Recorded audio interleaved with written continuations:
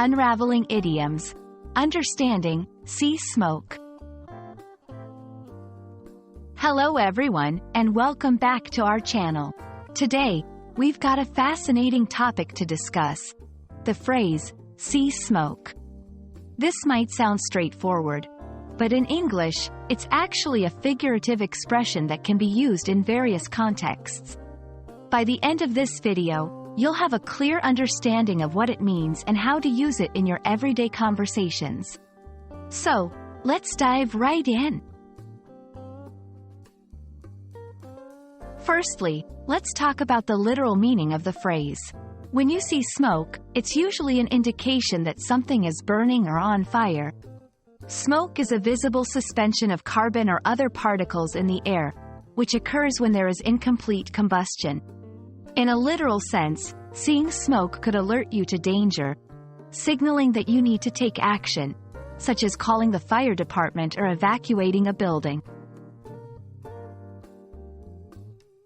Now, let's move on to the figurative meaning of see smoke.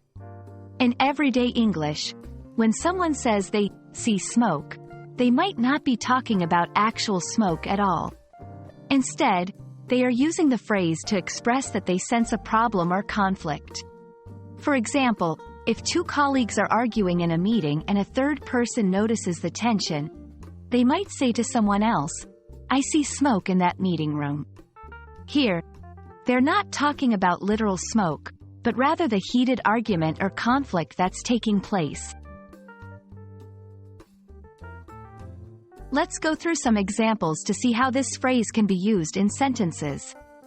1. Whenever those two are in the same room, I can see smoke. They never agree on anything. 2. There's been a lot of gossip in the office lately. I see smoke, and I think a bigger conflict is about to happen. In these examples, see smoke is used to indicate that the speaker senses tension or disagreement, even if it's not immediately visible or explicit.